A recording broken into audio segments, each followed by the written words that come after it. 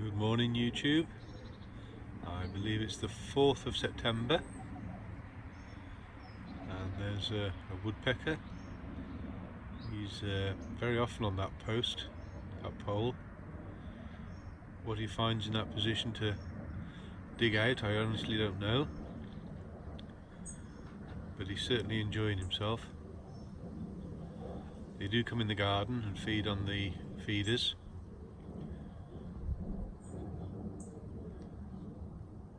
Certainly feel autumn in the air this morning, and I'll spin you around slowly.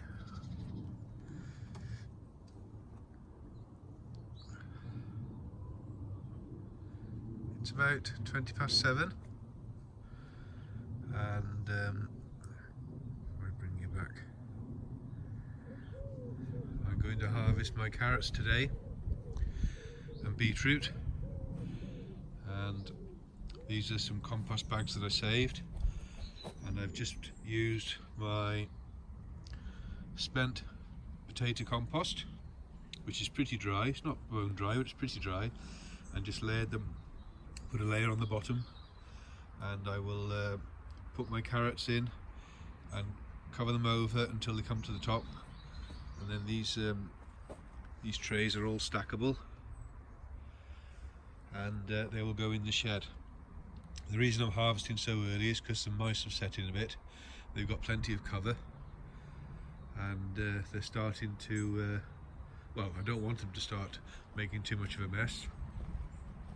So I will harvest these carrots and my beetroot, and they'll go in the shed, and then there'll be mouse traps will be easier to set and control. That's the extent of the carrot bed. A couple of them gone to seed.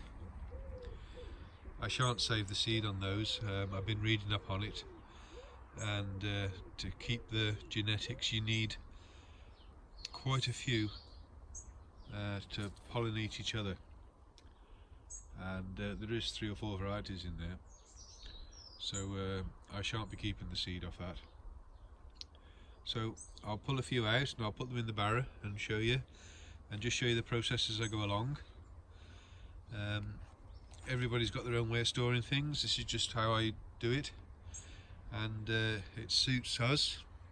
So I'll bring you back in 1 second.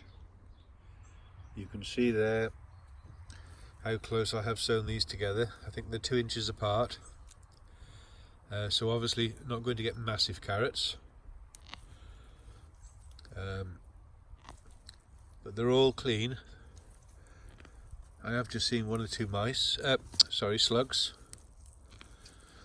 but because I've sewn these so close, obviously I'm not going to get the huge sizes. There's 1 or 2. You can just see a slug or 2 there as well, but I'll carry on harvesting these. I'll put them in the barrow and I'll show you what they look like. But that just gives you an idea. They're all 2 inches apart, and I think I've watered these about half a dozen times, a couple of watering cans each time. Otherwise, since sowing them, I've not touched them. So I'll just harvest them and put them in the wheelbarrow and show you what the harvest is like. So I've emptied the bed out, and there are a few small ones that will go into the house straight away. I think they're mostly early Nants, 5 I think they are, and the ones I have harvested are in the wheelbarrow, and they look lovely. That's biggest one. 99% of them are lovely and clean. There is just 1 or 2 with a slug hole in them, but the rest are great. And I'll cut the tops off these pretty close to the crown and store them head to tail in those baskets with dry compost, and put layers of compost in between, and they should keep as long as we need them. I would imagine they'll keep well into the spring if they don't get any damage or start to rot, but they're all in good condition. But I will check them all as I store them, and any with any holes in, they will obviously go first into the house.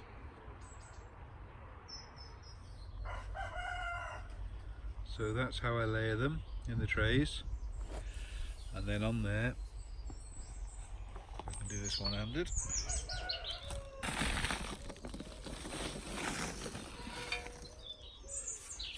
I'll just cover them with a layer of compost.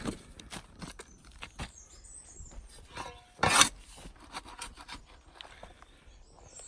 sure a lot of you know how to do it like this, but if anybody doesn't,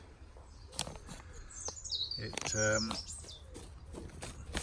they're not touching, if any of them go rotten, hopefully that will stop them from spreading to any of the others.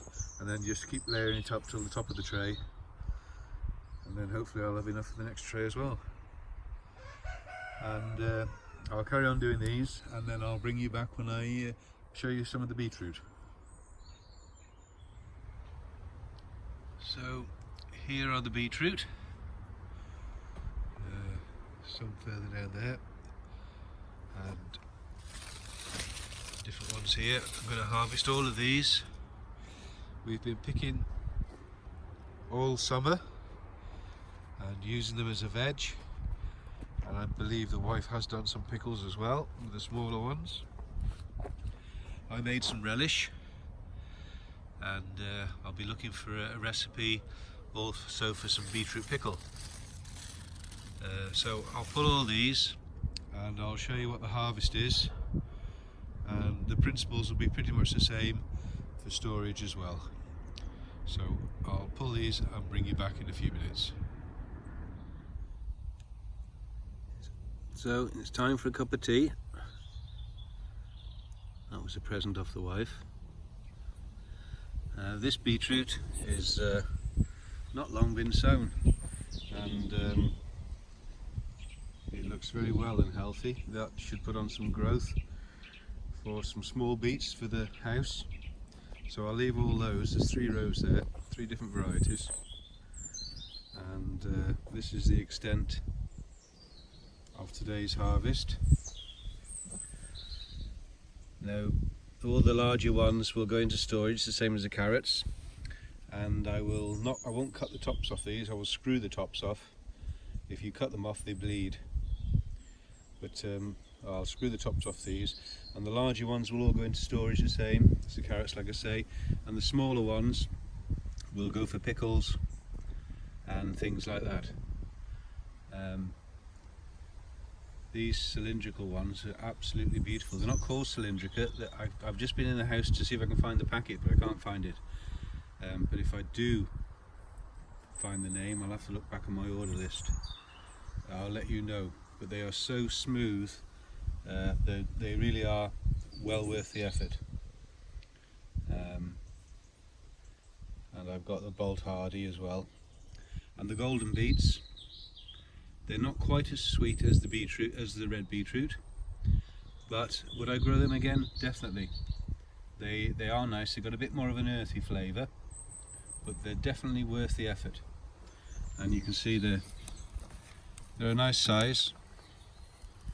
We have had some bigger than that, but they're not grainy or tough. They're very tasty. We have pickled some, and somehow it just doesn't look quite right.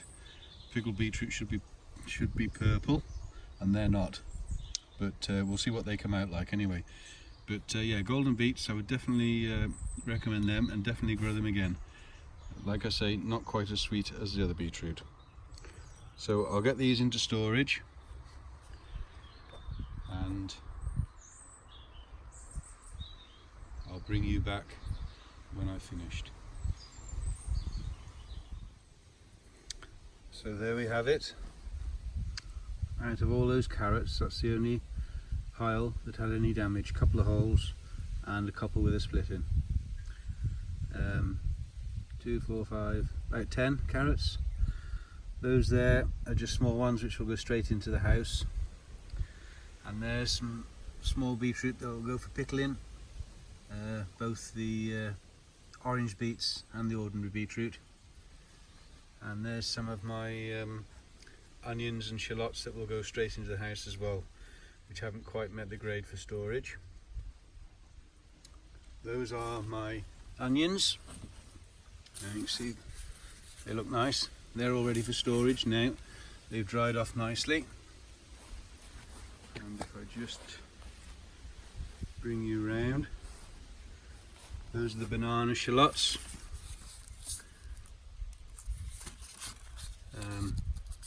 Zabroom, they're all ready for storage now. They're a good size they are, I'm very pleased with them.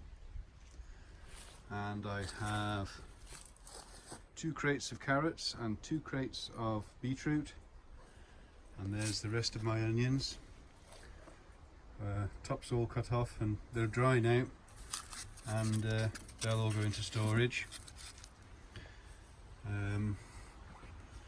And then last but no means least, there's the long red Florence, and as you can see, they're beautiful. Great them are. So that's all for storage. That's all going to go into the wife's shed. Not that she knows yet, she's at work. And yes, we do have a Mr. and Mrs. shed, and the wife's got carpet in hers as well. So these will go in there, and we can put some mouse traps down and bait your mouse traps with chocolate or peanut butter, and hopefully we'll keep them out of what we've grown. Always best to look after it. It's taken a long time to grow these, so it's taken nearly all morning to harvest and prepare and put them away, but as you can see, that'll carry us through nicely through the winter. And obviously we've got plenty still going on in the garden. So many thanks for watching. Hope you're all keeping well, and happy harvesting to everybody. Thank you. Bye bye.